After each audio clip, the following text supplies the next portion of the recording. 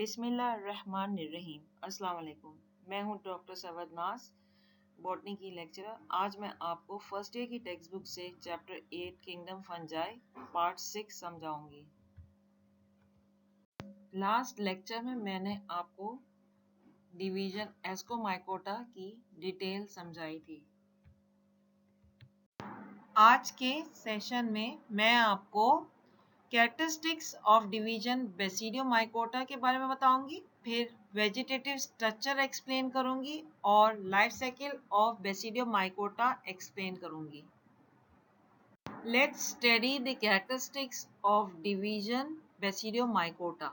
Basidiomycota commonly club fungi कहलाता है। इसकी वजह यह है क्योंकि इसकी जो सेक्चुअल रिप्रोडक्टिव स्ट्रक्चर है बेसिडियम, वो क्लब शेप्स की शक्ल का होता है, राइट। अच्छा, ये ग्रुप जो है एडवांस ग्रुप है फंजाई का, जिसमें तकरीबन 16,000 स्पीशीज शामिल है।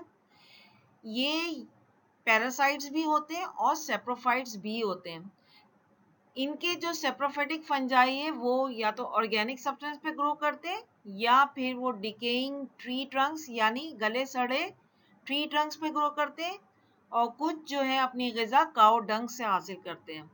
पैरासाइटिक फंजाई में शामिल हैं स्मट और रस्ट, जो कि डैमेज करते हैं वीट को, राइस को, मेज को, शुगर केन को और दूसरी फसलों को। इनमें बहुत सारी ऐसी स्पीशीज हैं जो कि इटेबल है यानी हम उसको खा सकते हैं, लेकिन ऐसी भी स्पीशीज शामिल हैं जो कि टॉक्सिक है यानी वो जहरीली है, ठीक है। अच्छा, इनके मेंबर्स की एक बड़ी खुसूसियत ये भी है कि इनमें बेसिडियम यानी सेक्चुअल रिप्रोडक्टिव स्ट्रक्चर पाया जाता है जो कि बेसिडियम कहलाता है। इसके अलावा इसमें सेक्चुअल स्पोर्स यानी बेसिडियोस्पोर्स जो है वो एक्सटर्नली प्रोड्यूस होता है बेसिडियम पे।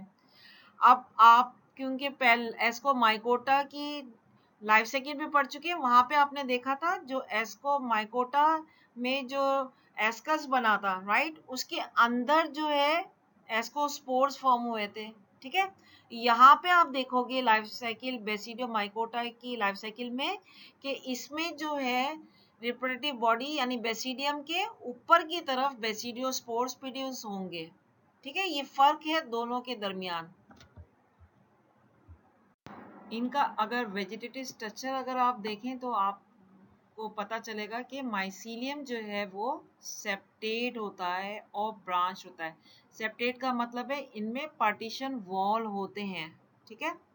ये हम शुरू में भी डिस्कस कर चुके हैं कि माइसीलियम दो टाइप के होते हैं, एक सेप्टेट होता है और एक ए सेप्टेट होता है, ठीक है। सेप्टेट जो होता है उसमें पार्टीशन वॉल बीच में मौजूद होती है, जबकि ए सेप्टेट ऐसा होते हैं जिसमें कोई पार्टीशन वॉल नहीं होते।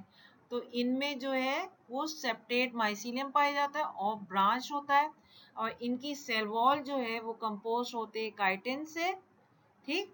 और हर सेल में साइटोप्लाज्म और न्यूक्लियस मौजूद होता है। ऐसे माइसीलियम जिनमें यूनी न्यूक्लियस होता है यानी एक न्यूक्लियस अगर हो तो उसको कहते हैं प्रोकैरियोटिक माइसीलियम, ठीक है। और ऐसे माइसीलियम जिसमें दो न्यूक्लियाई हो तो उसको क्या कहेंगे, डाइकैरियोटिक माइसीलियम, यानी डाई का मतलब है टू, सही है।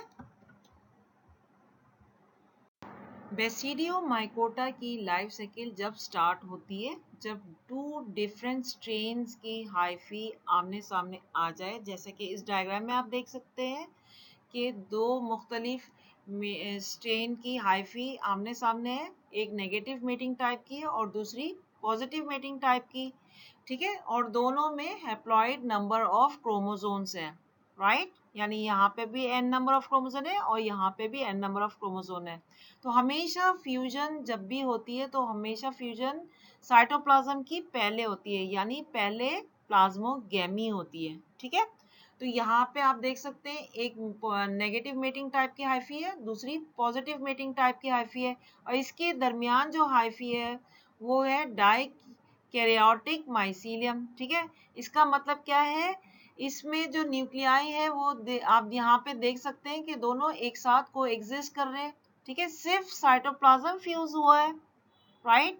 और न्यूक्लियाई जो है इनमें नंबर ऑफ क्रोमोसोम क्या है, n+n है यहाँ पे, दोनों एक साथ कोएग्जिस्ट कर रहे हैं, किसी टाइप की न्यूक्लियाई की कोई फ्यूजन नहीं हुई है, सिर्फ साइटोप्लाज्म की फ्यूजन हुई है।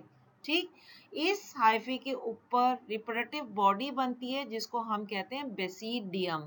ठीक है, जब एक बेसिडियम होता है तो उसको कहते हैं बेसिडियम, जब बहुत सारे होते हैं तो बेसिडिया वर्ड यूज होता है, राइट। इसमें भी जो है न्यूक्लियाई दोनों एक साथ को एग्जिस्ट कर रहे हैं, यानी n+n वाली कंडीशन है यहाँ पे भी।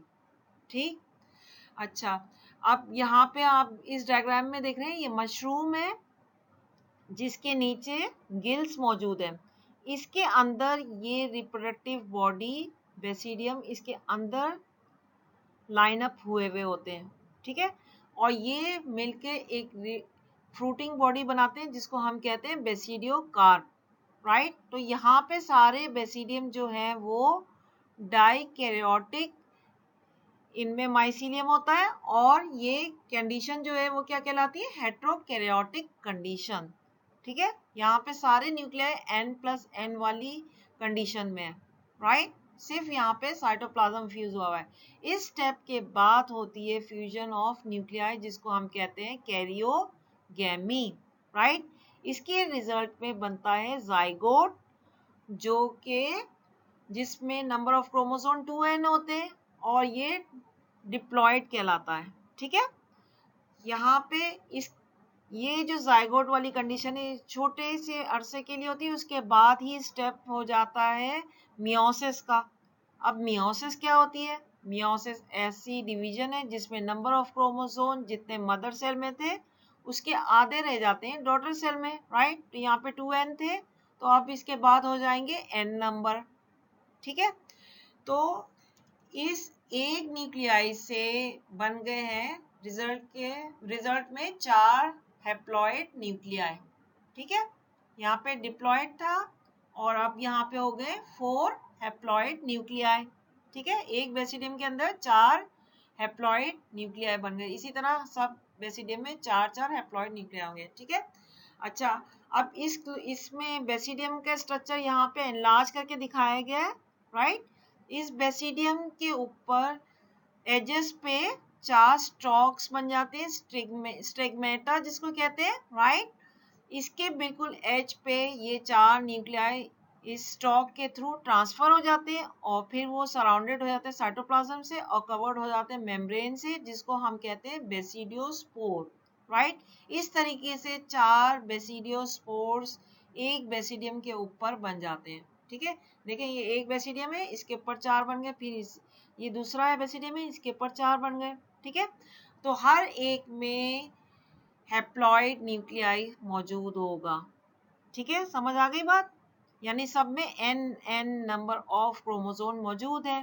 ठीक, अब ये जो है एक्सटर्नली इसमें लगे हुए थे, जैसी विंड की वजह, विंड जब चलती है तो ये सारे रेसिडियोस्पोर्स डिस्पर्स ऑफ हो जाते हैं और डिफरेंट जगह पे गिर जाते हैं और फिर वहाँ इनकी जर्मिनेशन स्टार्ट होती है और फिर ये दोबारा हैप्लॉइड माइसीलियम तैयार कर लेते हैं, राइट।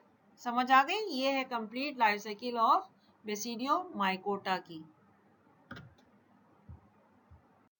आई होप आपको बेसिडियो माइकोटा अच्छी तरह समझ आ गया होगा।